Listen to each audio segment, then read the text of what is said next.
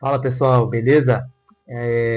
Eu estou fazendo esse vídeo porque recentemente uma editora publicou um livro que tenta defender, né, o uso didático das imagens de Jesus. E eu não vou dizer o nome da editora, nem o nome do livro, que eu não quero recomendar a ninguém que faça uso ou consuma esse tipo de material. Mas eu quero aqui trazer argumentos bíblicos e históricos para mostrar que essa posição não encontra embasamento bíblico ou histórico dentro daquilo que nós cremos como uma fé reformada, dentro da fé reformada. E, primeiramente, então, eu quero ir para um texto muito importante, um texto de Êxodo, capítulo 20, a partir do versículo 4, que trata do segundo mandamento. E o texto diz assim: Não farás para ti imagem de escultura, nem semelhança alguma do que há em cima nos céus, nem embaixo na terra, nem nas águas debaixo da terra. Versículo 5: Não as adorarás, nem lhes darás culto, porque eu sou o Senhor teu Deus, Deus zeloso, que visito a iniquidade dos pais nos filhos até a terceira e quarta geração daqueles que me aborrecem. E é interessante que, ao olharmos para este mandamento aqui, nós vemos que há duas ordens dentro do mesmo mandamento: não fazer essas imagens e não as adorar. E se você olhar, se você tiver o conhecimento para olhar, inclusive no texto hebraico, você vai ver que essa é uma separação significativa ali no texto. São de fato duas ordens separadas. E o erro, muitas vezes, que é o pressuposto que leva a esse tipo de interpretação, de que o uso para fins didáticos é tudo bem, nasce de não entender aqui o escopo do mandamento. O que o mandamento está de fato dizendo? Como que nós entendemos essas duas ordens? Porque alguns vão dizer, não pode fazer imagens para fins de adoração. Então, conectam essas duas ordens como se a segunda, desse o propósito da primeira. Mas, de fato, nós vemos aqui que este não é o contexto, que nós temos duas ordens distintas, duas ordens que capturam aspectos diferentes do que é o escopo do mandamento. E eu quero argumentar então aqui com você que o escopo do mandamento não é não faça imagens para adoração.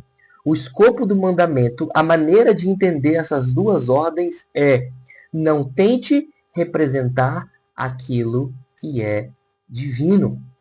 Então, quando há essa proibição aqui de não fazer essas imagens, é que o povo não tentasse representar aquilo que é divino e não desse adoração a isto. E é tão interessante que o texto logo depois, em Êxodo, em que o povo faz, né, o bezerro de ouro. Se você olhar no texto, eles chamam o bezerro de ouro de Iavé. Veja o problema. Eles pegaram aquilo que é divino, Iavé, e tentaram representar de forma usando aquilo que está em cima dos céus ou embaixo na terra, e eles ainda prestaram adoração a esse bezerro. Então eles quebraram completamente o segundo mandamento. E aqui algo que nos ajuda a entender melhor é que Deus está tirando esse povo do Egito e tirando o Egito dos seus corações. Você se lembra como eram representados os deuses no Egito? Era exatamente isso. Eles chamavam de divino representações, esculturas do que havia em cima nos céus, do que havia embaixo na terra. Era assim que eles representavam o que era divino. Então, quando nós olhamos aqui para o texto e para o texto logo em seguida, em que o povo é condenado por quebrar o segundo mandamento, nós vemos que o escopo desse mandamento é: não represente o que é divino. Não represente aquilo que é divino. E não é, então, a maneira de conectar essas duas ordens aqui não é não represente para fins de adoração. Até porque o contexto, mais uma vez, nos ajuda. O primeiro mandamento disse que nós devemos conhecer e amar e adorar somente o Deus verdadeiro. Ora, como é que eu vou representar algo que é de fato divino e não dar a isto ou a esta obra adoração? Porque o primeiro mandamento nos diz que o Deus verdadeiro tem que ser adorado. Como que eu vou ter uma representação do que é divino se fosse fiel e não adorar? Então seria já algo conectado com a quebra do primeiro mandamento. Não poderia ser isso que o segundo mandamento está nos dizendo. Então fica claro que o que o segundo mandamento proíbe é tentar representar aquilo que é divino, é tentar se achegar àquilo que é divino através de meios humanos. É por isso que tem aplicações, é por isso que tem implicações disso para o culto, como princípio regulador do culto, porque nós não nos aproximamos de Deus relacionando com aquilo que é divino com criações humanas, com representações humanas. E fica muito claro que essa é a ideia do mandamento, resguardar aquilo que é divino, para que nós nos relacionemos com aquilo que é divino através daquilo que ele revelou. E eu te pergunto, Jesus deixou alguma imagem dele para nós? Há alguma ordenança no Novo Testamento para que imagens de Cristo sejam feitas? Pelo contrário, aquilo que deveria ser representado, ele nos deu, e a ordem está muito clara, está no batismo e na ceia, através do pão, do vinho, da água. Ali nós vemos as representações que são autoridade, que são autoritativas, as representações que Cristo deixou para nós. Então, queridos, nós vemos que neste segundo mandamento não há espaço para essa voltinha, essa argumentação sofisticada para tentar dizer que representar Cristo. Alguns vão tentar argumentar, não, mas nós não estamos representando a natureza divina de Cristo. Mas isso não existe, queridos. Na verdade, essa é uma heresia que foi condenada pela igreja. Nós não temos como separar as duas naturezas de Cristo. Ele é aquele que é completamente Deus e completamente homem. Quando o Filho de Deus, então, se encarna, as pessoas que estavam olhando Cristo não estavam olhando simplesmente a sua natureza humana, eles estavam contemplando o Deus homem. Não tem como separar. Se estamos representando a Cristo, estamos representando aquilo que é divino. Então, meus queridos, de um lado e outro, nós vemos que dentro das Escrituras não há espaço para argumentos que tentem justificar o uso de imagem de Jesus. Mas, além disso, há o respaldo histórico que nos mostra que dentro da fé reformada não se defendeu, pelo contrário, sempre tivemos a ideia de que fazer imagem de Jesus é algo errado. E eu quero mencionar aqui brevemente dois catecismos que representam muito da tradição reformada, que é o Catecismo de Heidelberg e o Catecismo Maior de Westminster. Começando então pelo Catecismo de Heidelberg, veja o que ele diz aqui a partir da pergunta 96. Diz assim: o que Deus exige no segundo mandamento? Diz: não podemos de maneira alguma representar Deus por imagem ou figura. Jesus é Deus? Sim. Podemos representar Deus? Não. Devemos adorá-lo somente da maneira que ele ordenou em sua palavra. Veja mais uma vez essa ideia de que nós nos aproximamos daquilo que é divino conforme ele prescreveu e não segundo os nossos meios. 97, pergunta 97. Não se pode fazer imagem alguma? A resposta: não se pode nem deve fazer nenhuma imagem de Deus. Jesus é Deus? Sim, então não pode. As criaturas podem ser representadas, mas Deus nos proíbe fazer ou ter imagem delas para adorá-las ou para servir a Deus por meio delas.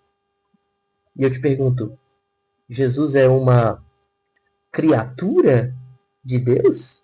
Ou Jesus é o próprio Deus?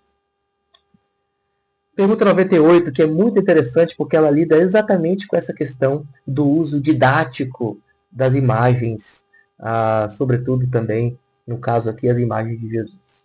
98 diz assim: mas não podem ser toleradas as imagens nas igrejas como livros para ignorantes? Veja o argumento didático. E qual que é a resposta? Não, porque não devemos ser mais sábios do que Deus. Ele não quer ensinar a seu povo por meio de ídolos mudos, mas pela pregação viva de sua palavra. Aqui nós vemos desta tradição reformada que fazer imagens de Deus é algo proibido. E não devemos ser mais sábios que Deus, achando que a didática que Deus deixou para nós não é boa o suficiente. E no Catecismo Maior de Westminster, nós vemos a pergunta 109 que diz: quais são os pecados proibidos no segundo mandamento? E aí diz assim, uma certa porção aqui do catecismo, diz assim: o que é proibido? O fazer qualquer imagem de Deus, qualquer uma, de todas e qualquer das três pessoas, seja do Pai, do Filho ou do Espírito Santo. E veja que logo depois ele não diz: não se deve fazer para a adoração. Pelo contrário, aqui no catecismo nós temos a mesma separação que vimos lá em Êxodo.